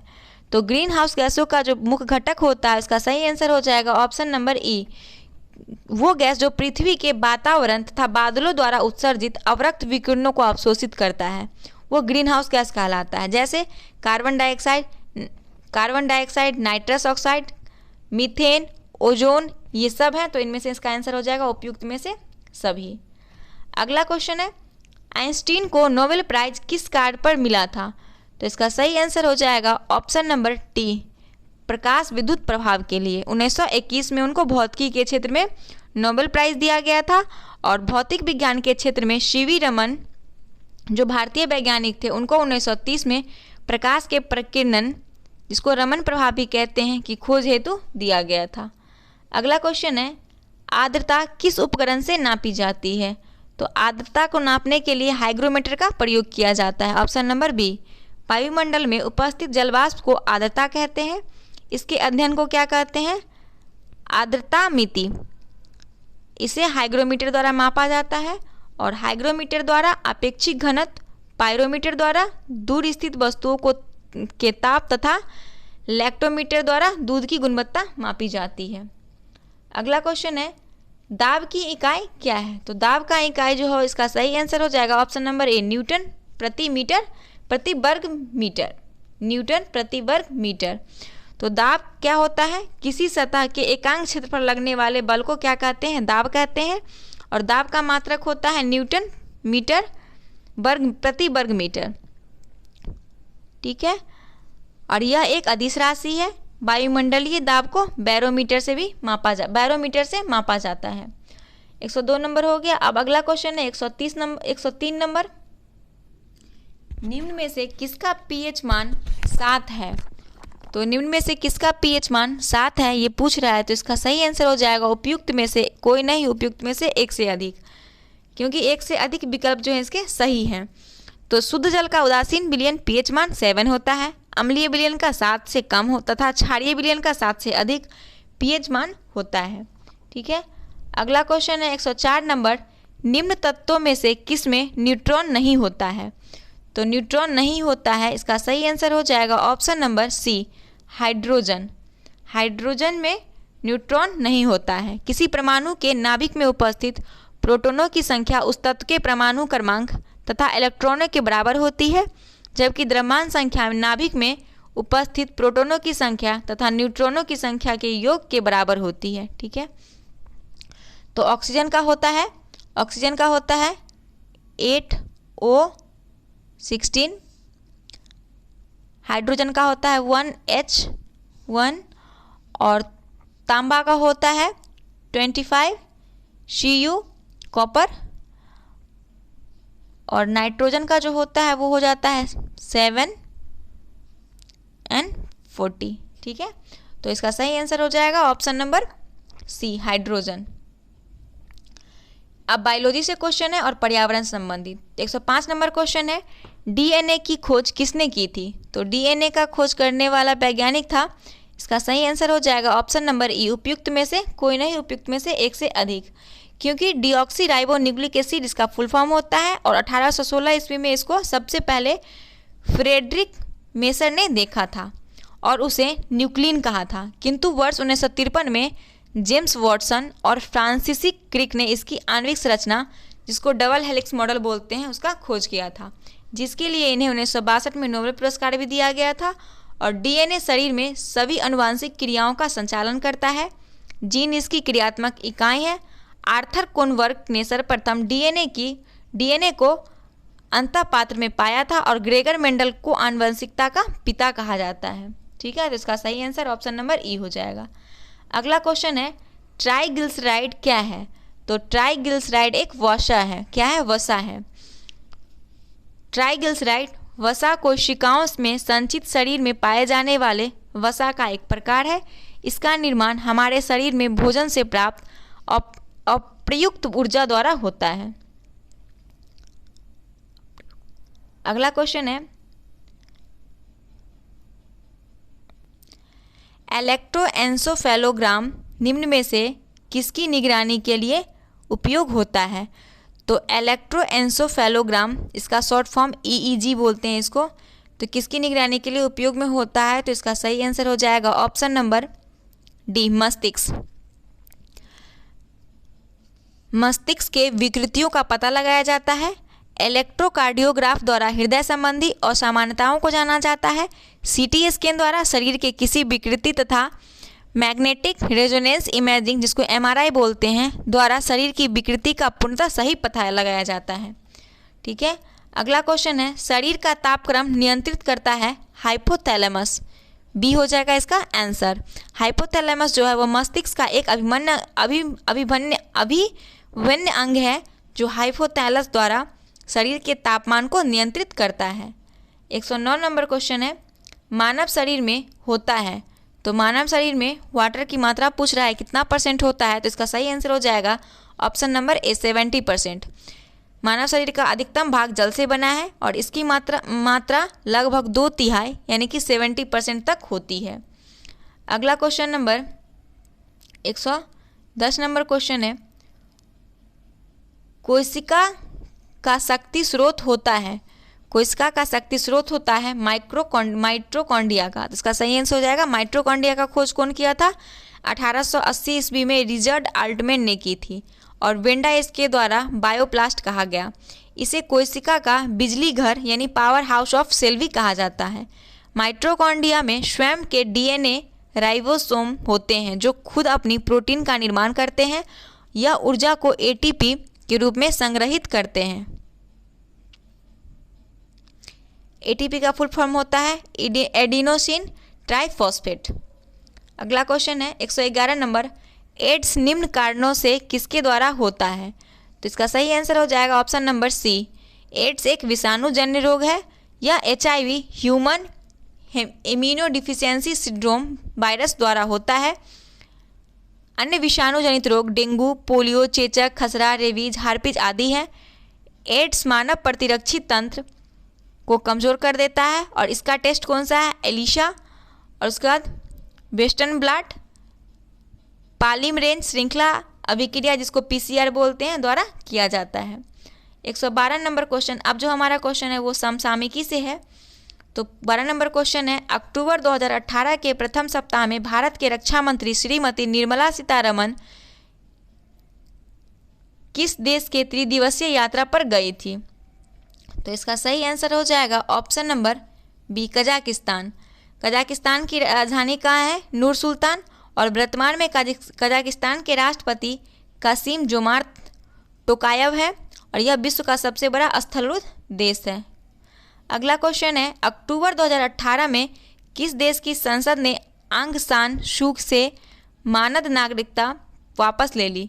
तो इसका मानव हो गया, यहाँ पे मानद नहीं होगा, गलत है लिखा हुआ। तो इसका सही आंसर हो जाएगा ऑप्शन नंबर डी, कनाडा की नागरिकता को छीन लिया गया है। हाउस ऑफ कॉमन्स ने म्यांमार के राजनेता लेखक आंग सान सू की मानद नागरिकता वापस ले ली है और कनाडा उत्तरी अमेरिका का सबसे बड़ा देश है जिसकी राजधानी ओशावा है। अच्छा सॉरी, ये मानद ही है, ठीक है, सही है, जिसकी राजधानी ओशावा है। वर्तमान में कनाडा के प्रधानमंत्री जस्टिन ट्रूडो है।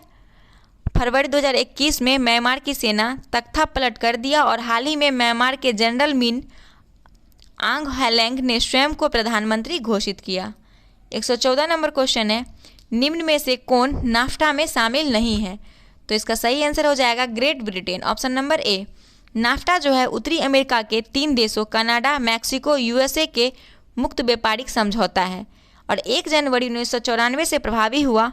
नाफ्टा का full form north American free trade agreement, जो वर्ष 2018 में नाफ्टा के जगह यूनाइटेड स्टेट्स मैक्सिको कनाडा संधि लागू किया गया। 115 नंबर क्वेश्चन है, सितंबर 2018 में भारत ने किस देश के साथ मोबिलाइज योर सिटी समझौते पर हस्ताक्षर किया? तो इसका सही आंसर हो जाएगा option number D, France. Mobilize your city को दिसंबर 2015 में लॉन्च किया गया था, जिसका मुख्य उद्देश्य था ग्रीन हाउस गैसों के उत्सर्जन में कमी लाने हैं और भारत एवं फ्रांस के मध्य सितंबर 2018 में MOIC पर संयुक्त रूप से हस्ताक्षर किए और फ्रांस की राजधानी पेरिस है जो सीन नदी के तट पर स्थित है। अगला क्वेश्चन है 116 नंबर। अगस्त 2018 में विदेश मंत्री श्रीमती सुषमा स्वराज ने किस देश में पाणिनी भाषा प्रयोगशाला का उद्घाटन किया? तो इसका सही आंसर हो जाएगा ऑप्शन नंबर सी, मॉरिशस। भूतपूर्व श्रीमती सुषमा स्वराज ने मॉरिशस की राजधानी पोर्ट लुइस में पाणिनी भाषा प्रयोगशाला का उद्घाटन किया और रविंद्र जगन्नाथ वर्तमान में मॉरिशस के प्रधानमंत्री हैं। एस जयशंकर भारत के वर्तमान विदेश मंत्री हैं। 3 जून को प्रथम प्रवासी भारतीय सम्मान से इन्हें नवाजा गया। मॉरिशस के पूर्व प्रधानमंत्री अनुरुद्ध जगन्नाथ को 91 वर्ष की उम्र में निधन हो गया और फरवरी 2021 में भारत और मॉरिशस के बीच व्यापक आर्थिक सहयोग और भागीदारी समझौता किया गया। यह एक प्रकार का मुक्त व्यापार समझौता है। अगला क्वेश्चन है 117 नंबर। अगस्त 2018 में किस देश ने भारतीय मूल के प्रवासी लोगों के लिए अंग प्रत्यारोपण की सुविधा देने संबंधित कानून बनाया? तो इसका सही आंसर हो जाएगा ऑप्शन नंबर ए, यूनाइटेड किंगडम जो है वो सरकार ने अपने यहाँ रह रहे भारतीय मूल प्रवासी लोगों को अंगदान करने के लिए अंग प्रत्यारोपण की सुविधा देने संबंधी कानून बनाया और यूनाइटेड किंगडम की राजधानी लंदन है। इसके अंतर्गत वेल्स, इंग्लैंड, स्कॉटलैंड एंड उत्तरी आयरलैंड भी शामिल है। 118 नंबर क्वेश्चन है 118 नंबर क्वेश्चन है नवंबर 2017 में संपन्न राष्ट्रपति चुनाव में एसर्न मनंगावा किस देश के राष्ट्रपति चुने गए? मनंगावा है इनका नाम, ठीक है। तो मनंगावा जो है वो एमरसन मनंगावा वो किस देश के राष्ट्रपति चुने गए हैं 2017 में? तो इसका सही आंसर हो जाएगा ऑप्शन नंबर सी, जिम्बाब्वे के। और एमरसन मनंगावा नवंबर 2017 से जिम्बाब्वे के राष्ट्रपति चुने गए जिनका संबंध ZANU-PF पार्टी से है जो वर्तमान में भी कार्यरत है और जिम्बाब्वे की राजधानी कहाँ है? हरारे। अगला क्वेश्चन है किस देश में विगत 2 वर्ष से लागू आपातकाल को 20 जुलाई 2018 को समाप्त किया गया? तो इसका सही आंसर हो जाएगा ऑप्शन नंबर सी, तुर्की। 2016 में FTO ने तुर्की के विभिन्न क्षेत्रों में हमला किए जिसको देखने वहां की सरकार ने 2 वर्ष के लिए आपातकाल लागू कर दिया जो 2018 में समाप्त हो गई। तुर्की एशिया में स्थित सबसे पश्चिमी देश है जिसकी राजधानी कहाँ है? अंकारा। अगला क्वेश्चन है जून 2018 में पोलियो के प्रकोप के कारण किस देश में आपातकाल लागू किया गया? तो पोलियो के प्रकोप के कारण 2018 में जो आपातकाल घोषित किया गया उसका सही आंसर हो जाएगा Papua New Guinea. Papua New Guinea के प्रधानमंत्री कौन है? तो जेम्स मरापे। अगला क्वेश्चन है 29 सितंबर 2018 को बांग्लादेश को हराकर भारत ने कुल कितनी बार क्रिकेट का एशिया कप जीता है? तो इसका आंसर हो जाएगा बी, ऑप्शन नंबर बी, 7 बार। 2018 में एशिया कप क्रिकेट टूर्नामेंट में बांग्लादेश को हराते हुए 7वीं जीत दर्ज की है और 2021 में श्रीलंका में होने वाली एशिया कप को स्थगित कर दिया गया। अब उसका आयोजन 2023 में किया जाएगा। अगला क्वेश्चन है 18वें एशियाई खेल 2018 जाकार्ता में भारत द्वारा जीते गए पदकों का सही क्रम निम्न में से कौन सा है? तो इसका सही आंसर हो जाएगा ऑप्शन नंबर डी, स्वर्ण पदक 15, रजत 24, कांस्य 30 और टोटल मिला के 69 पदक जीता है। ठीक है, तो जाकार्ता में जो आयोजित किया गया 8वां एशियाई खेल 2018 में भारत में 15 स्वर्ण पदक, 24 रजत पदक, 30 कांस्य पदक और कुल मिलाकर 69 पदक जीतकर पदक तालिका में 8वां स्थान प्राप्त किया है। और 19वां एशियाई खेल 2022 हंगझू चीन को है और 20वां एशियाई खेल 2022 नगोया जापान। अगला क्वेश्चन है अगस्त 2018 में ATF के रूप में बायोफ्यूल का प्रयोग करने वाले प्रथम भारतीय विमानन कंपनी कौन सी है? तो इसका सही आंसर हो जाएगा ऑप्शन नंबर डी, स्पाइसजेट। अगस्त 2018 में भारतीय विमानन कंपनी स्पाइसजेट ने ATF के रूप में बायोफ्यूल का प्रयोग करने वाले प्रथम भारतीय विमानन कंपनी है जो देहरादून दिल्ली के बीच सफल उड़ान भरी और विश्व की पहली बायोफ्यूल फ्लाइट्स लॉस एंजल्स से मेलबर्न के लिए उड़ान भरी थी। 124 नंबर क्वेश्चन है, 2018 में भारत की एक महत्वाकांक्षी योजना अटल भूजल योजना के लिए विश्व बैंक ने कितनी धनराशि को मंजूरी दी? तो इसका सही आंसर हो जाएगा ऑप्शन नंबर बी, 6000 करोड़। अटल भी योजना के लिए प्रधानमंत्री नरेंद्र मोदी ने अटल बिहारी वाजपेयी जी की जयंती के 25 दिसंबर 2019 को प्रारंभ की और यह योजना केंद्रीय जल संसाधन, नदी विकास एवं गंगा संरक्षण मंत्रालय की एक पहल है और इसका उद्देश्य है भूजल का प्रबंधन, हर घर तक पीने के स्वच्छ पानी का उपलब्ध कराना। जल संरक्षण को बढ़ावा देने के लिए केंद्र सरकार जल दिवस 22 मार्च 2021 को मनाते हैं। इसके अवसर पर कैच द रेन अभियान की शुरुआत भी की है। अगला क्वेश्चन है 125 नंबर, IIT खड़गपुर के अध्ययन दल की रिपोर्ट के अनुसार लगातार कितने वर्ष की 9 के बराबर वर्षा का होना सिंधु घाटी सभ्यता के पतन का कारण रहा था? तो इसका सही आंसर हो जाएगा ऑप्शन नंबर डी, 900 वर्ष। तो IIT खड़गपुर ने एक रिपोर्ट के अनुसार 900 वर्ष तक सूखा की स्थिति बनी रही, जिस कारण सिंधु घाटी सभ्यता का पतन हो गया और सिंधु घाटी सभ्यता एक नगरी और कांस्य सभ्यता थी। राखीगढ़ी हरियाणा में है, भारत में स्थित सबसे बड़ा स्थल है। अगला क्वेश्चन है, फरवरी 2018 में जारी भारत में वनों की स्थिति रिपोर्ट के अनुसार भारत का कितना प्रतिशत भाग वन क्षेत्र के अंतर्गत आता है? तो इसका सही आंसर हो जाएगा 24.40%। देश के वनों की और एवं वृक्षों से आच्छादित कुल क्षेत्रफल प्रत्येक 2 वर्ष पर FSI द्वारा वन स्थिति रिपोर्ट प्रकाशित किया जाता है, जिसमें पहली बार 1987 में यह रिपोर्ट जारी की गई थी। अगला क्वेश्चन है, जनवरी 2018 में भारत के किस राज्य ने लोगों को वृक्षों के साथ मानवीय रिश्ता यानी भाई बहन बनाने को मंजूरी प्रदान की है? तो इसका सही आंसर हो जाएगा option number B, Sikkim. Sikkim सरकार ने राज्यों के लोगों को पेड़ के साथ मानवीय रिश्ता यानी भाई बहन बनाने की मंजूरी प्रदान की है। एक परिवार एक नौकरी सिक्किम सरकार की पहल है। सुस्वास्थ्य योजना हाल ही में सिक्किम सरकार के द्वारा शुरू की गई कर्मचारी स्वास्थ्य सेवा योजना है और वर्तमान में सिक्किम के मुख्यमंत्री प्रेम सिंह तमांग हैं। अगला क्वेश्चन है, स्वच्छ सर्वेक्षण ग्रामीण 2018 किस जिले को प्रथम स्थान प्राप्त हुआ है? तो इसका सही आंसर हो जाएगा ऑप्शन नंबर सी, सतारा, महाराष्ट्र को। स्वच्छ सर्वेक्षण ग्रामीण पुरस्कार 2021 में शीर्ष रैंक प्राप्त किया है तमिलनाडु और शीर्ष रैंक प्राप्त वाला जिला जो है पेडापल्ली, तेलंगाना है। ठीक है। अगला क्वेश्चन है 129 नंबर, सितंबर 2018 में प्रारंभ की गई भारत की किस योजना को विश्व की सबसे बड़ी बीमा योजना माना गया? तो विश्व की सबसे बड़ी योजना जो है वो प्रधानमंत्री जन आरोग्य योजना है, ऑप्शन नंबर ए। प्रधानमंत्री जन आरोग्य योजना जो है आयुष्मान भारत की शुरुआत 23 सितंबर 2018 को झारखंड की राजधानी रांची से किया गया। इसके तहत गरीब परिवारों के लिए 5 लाख रुपए तक कैश रहित स्वास्थ्य सुविधा निःशुल्क उपलब्ध कराना। हाल ही में केंद्रीय स्वास्थ्य एवं परिवार कल्याण मंत्रालय एवं जनजातीय कार्य मंत्रालय के द्वारा आदिवासी समुदाय के स्वास्थ्य एवं पोषण में सुधार के लिए अन्वय पहल की शुरुआत की गई है।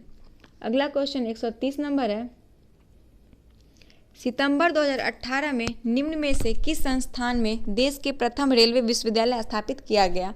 तो देश का पहला रेलवे विश्वविद्यालय जो स्थापित किया गया, इसका सही आंसर हो जाएगा बड़ोदरा, भारतीय राष्ट्रीय खेल अकादमी बड़ोदरा। 2018 के गुजरात के बड़ोदरा देश में पहला रेलवे विश्वविद्यालय राष्ट्रीय खेल एवं परिवहन संस्थान की स्थापना की गई। रूस और चीन के बाद भारत रेलवे विश्वविद्यालय की स्थापना करने वाला विश्व का तीसरा देश है और भारतीय रेलवे द्वारा हाल ही में ऑक्सीजन एक्सप्रेस ट्रेनों की शुरुआत भी की गई है। विश्व का सबसे ऊंचा रेलवे पुल चिनाब नदी पर बनाया जा रहा है। भारतीय रेलवे ने 2023 तक सभी ब्रॉडगेज लाइन को विद्युतीकरण करने का लक्ष्य निर्धारित किया है और दक्षिण पूर्व मध्य रेलवे द्वारा भारत की सबसे लंबी मालगाड़ी बासुकी का संचालन किया गया। 131 नंबर क्वेश्चन, जीमैक्स 2018 का संबंध है? तो 31 का आंसर हो जाएगा जापान भारत की नौसेना के युद्धाभ्यास से। इसका सही आंसर हो जाएगा option number B, Japan Bharat की नौसेना के युद्धाभ्यास से। तो जीमैक्स 2020 का सैन्य अभ्यास जापान भारत के मध्य उत्तरी अरब सागर में किया गया। धर्म गार्जियन स्थल सेना, सिन्यू मैत्री वायुसेना, भारत और जापान के बीच आयुर्वेद किया जाने वाला सैन्य अभ्यास है। अगला क्वेश्चन है, वायु प्रदूषण नियंत्रण हेतु सितंबर 2018 में वायु VAYU प्रणाली का शुभारंभ किस नगर राज्य में किया गया? तो इसका सही आंसर हो जाएगा ऑप्शन नंबर सी। कहाँ किया जाएगा? दिल्ली में। अगला क्वेश्चन है, निम्न में से किसके तहत मुख्यमंत्री श्री नीतीश कुमार ने 6 जनवरी 2018 को बेगूसराय और खगड़िया जनपदों में कुल 750 से अधिक विकास योजनाओं का शुभारंभ किया? तो इसका सही आंसर हो जाएगा ऑप्शन नंबर डी, विकास समीक्षा यात्रा। अगला क्वेश्चन है, 16 मार्च 2018 को उप मुख्यमंत्री श्री सुशील मोदी ने बिहार के किस नगर में राज्य के प्रथम स्टार्टअप हब का उद्घाटन किया? तो इसका सही आंसर हो जाएगा ऑप्शन नंबर सी, बिहार के पटना में।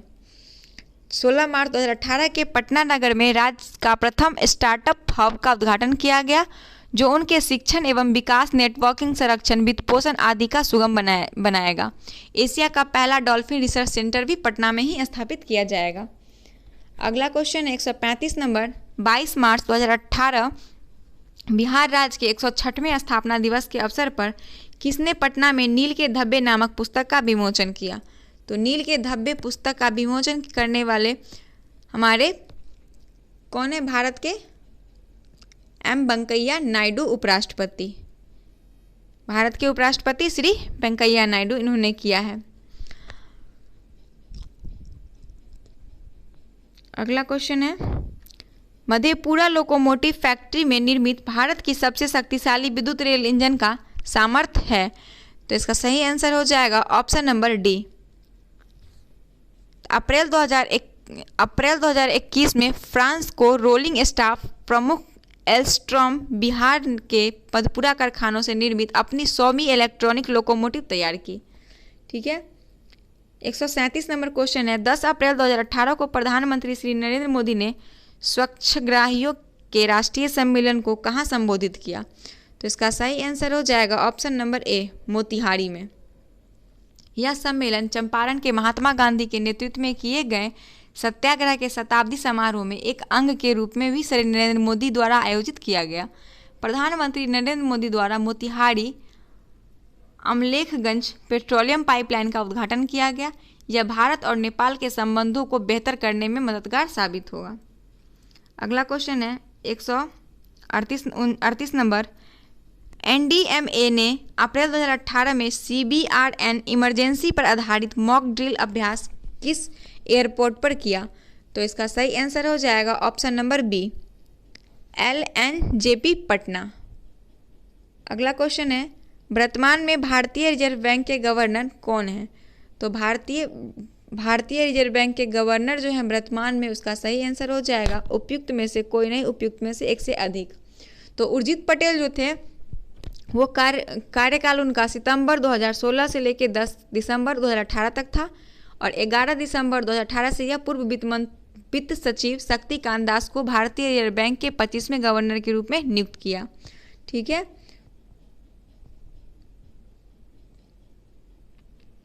अगला क्वेश्चन है, शक्तिकांत दास होने चाहिए, अभी वर्तमान में है शक्तिकांत दास, तो इसमें आंसर नहीं दिया हुआ है, इसलिए उपयुक्त में से कोई नहीं हो जाएगा इसका आंसर। और दिया हुआ है, इनमें से कौन सी नीति आयोग का CEO है? तो नीति आयोग के CEO कौन है? अमिताभ कांत, ऑप्शन नंबर ए। और नीति आयोग का गठन कब किया गया था? तो 1 जनवरी 2015 को। और इसके अध्यक्ष कौन है? प्रधानमंत्री नरेंद्र मोदी। नीति आयोग के अध्यक्ष हमेशा प्रधानमंत्री ही होते हैं और इसके उपाध्यक्ष का नाम है राजीव कुमार, जबकि CEO के पद पे है अमिताभ कांत, जिनका कार्यकाल जो है वो 2022 तक रहने वाला है। अगला क्वेश्चन है, गणित से है क्वेश्चन, 10 क्वेश्चन, तो इसका हम सिर्फ आंसर आपको बता देते हैं। इसका आंसर हो जाएगा 141 का सी, 142 का हो जाएगा आंसर डी, 143 का आंसर हो जाएगा 143 का आंसर हो जाएगा बी, 144 का आंसर होगा सी, 145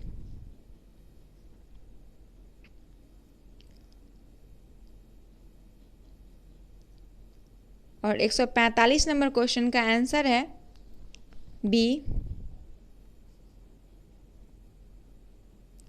146 नंबर क्वेश्चन का आंसर हो जाएगा ऑप्शन नंबर ए।